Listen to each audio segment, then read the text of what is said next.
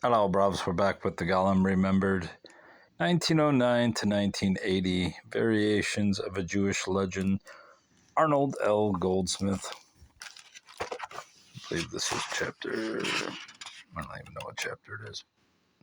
Chapter 6. Yes.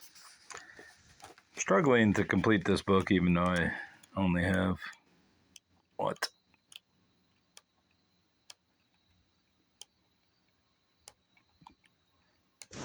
Basically 30 pages left, but I'll shut up about that and get on. I assume I left off right here, but I don't recall. Rabbi Lowe refuses to condemn God for having forsaken the Jews. It is man, not God, who has forsaken us, he says. Even in the millennium, we can hope only for the weakening of the evil impulse, not for its extinction. Joseph calls such blind faith madness, but the rabbi commands him to be silent.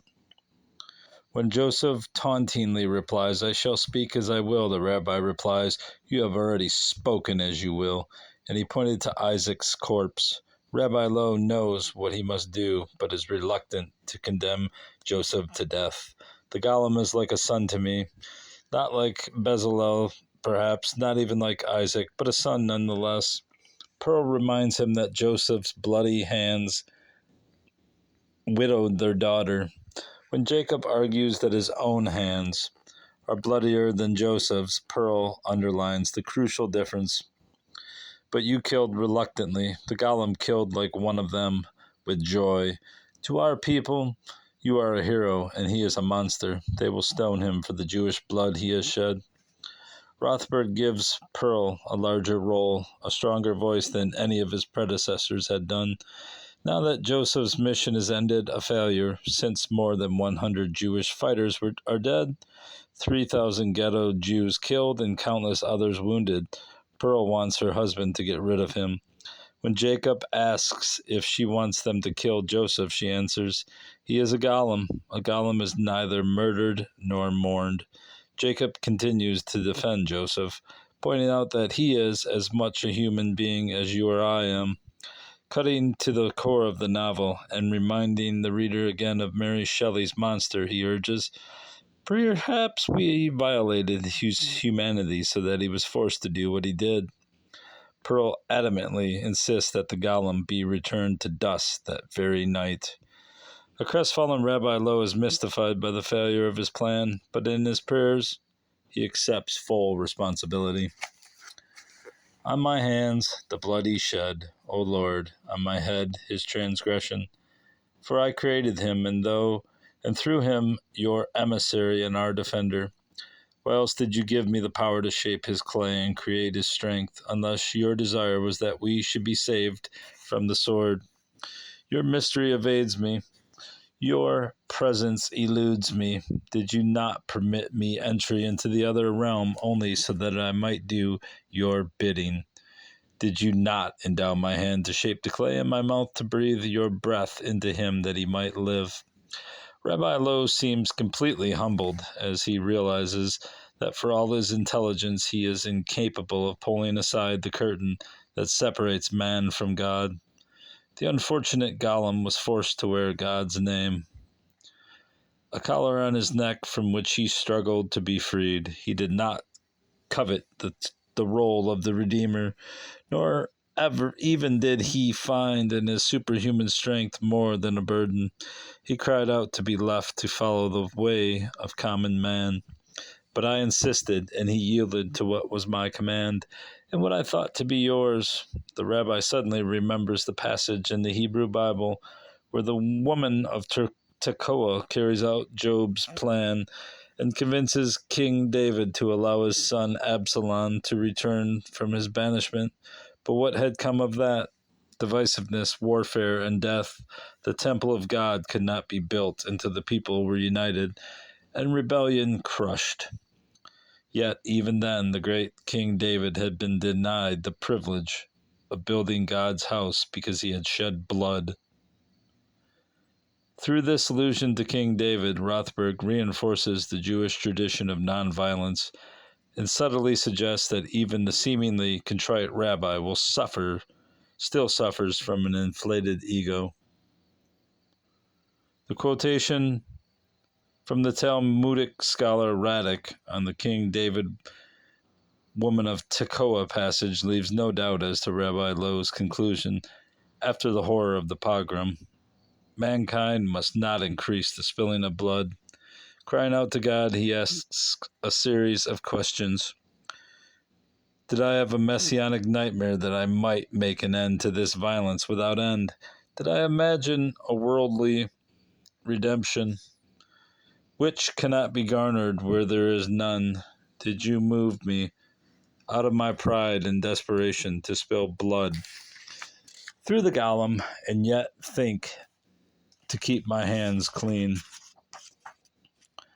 In my blind desire to do good, did I commit the very sin I sought to avoid for your people?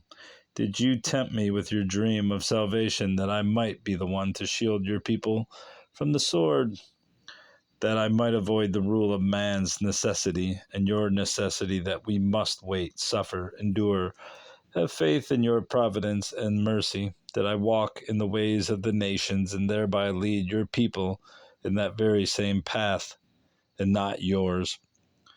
Jacob reports that the Golem refuses to come at the rabbi's command, that he is afraid of the punishment that awaits him. Jacob had urged Joseph to run away and assimilate with the Gentiles, but the Golem had refused, arguing that he could not leave his father. When he finally reappears, it is Rabbi Lowe who asks for forgiveness for the life he made him live. Joseph denies it, asking whether he is thus more than human or less. Confessing that he is afraid of death, the Golem criticizes Rabbi Lowe for what he has done to him. You brought me out of the darkness, but you would not let me live. You fed and clothed me, sheltered me. You taught me to study and to pray, but you would not let me live. To be unmarried is to live without kindness, without religion, without peace. When the Golem tries to justify his actions as Rabbi Lowe had done before, to kill was my fate, I performed my holy destiny, the rabbi no longer accepts this argument. And that was my error and my despair. Joseph tries to cheer the rabbi, reminding him that his enemy Thaddeus is dead and that the emperor has issued a new proclamation exonerating the Jews from all accusations of blood guilt. Is that not a great victory? With the terrible loss of life, thousands maimed, and all the smoldering ruins, the rabbi cannot see any Jewish victory. Worst of all, the hands of the Jews themselves are covered with blood. The Golem argues, had we not shed their blood, more of ours would have been spilled. You think helplessness would have deterred them? No, Rabbi, that is a dream. Rabbi Lowe will not be comforted. Even though Joseph was created to kill the enemies of the Jews. Even though your life was not to be ours, and my purpose was to keep ours from becoming yours, I would have your forgiveness for that. But Joseph is as stubborn as the rabbi and refuses again. He cannot leave. He cannot stand the nightmares he is having. He cannot live in peace, yet he is afraid to die. To his surprise, the Hoa Rabbi Lowe admits that he too is afraid. I know what must be done, and am afraid to do it, because that which I sought to avoid, I precipitated. The rabbi also asks Joseph's forgiveness for denying him a wife. Children, the Lord denied you, not I. I thought it the Almighty's intention that you should defend us against our enemies without distraction, so that you might be more stalwart in our defense. How stupid. I forgot that man is more ferocious than any other animal. Yet the more human you became, the gentler you seemed to grow, a reproach to all of us who are merely men. Joseph does not mention the Had Gadya, but when he lists the sequence of killings, he tells the rabbi, now it is your turn to kill me. I do not feel guilty. That attitude, of course, is what frightens the rabbi. Joseph tells him that this time to have been afraid was at my birth, the time to have been afraid was at my birth, not now. To this the rabbi replies, I was full of fear then, but full of hope. Now, too, I am full of fear, but altogether without hope. Joseph is told to appear in the attic of the Alt Nishul at midnight, or is it the Alt Nushkul at midnight, and both he and his creator know what is to be done there. To Rabbi Lowe's surprise, Pearl changes her mind and wants the Golem to live, because he too is a son, she tells him, your child, not mine, yet a son in the house. He will die like Bezalel, who, since he could not be the Hoa, Rabbi Lowe had to die in colon. Rothberg thus uses this dialogue with Pearl to dramatize the conflict in Judah's mind. Pearl simply acts out one half of his split personality. When Rabbi Lowe's authoritarian side, the superego, reminds her that the Golem has killed 3 Jews and wounded 6 others, she defends him, pointing out his complex motivation. What Joseph did to Isaac was in an anguish of love and loss, crazed with the killing you made his trade. He is guilty, but he is not. But is he not also innocent? Is there no forgiveness for that? Like Herman Melville's Captain Vere at the court-martial of Billy Budd, who has killed the shipmaster at arms, Rabbi Lowe answers, my forgiveness, Pearl, Joseph has that, but the law and the community require justice.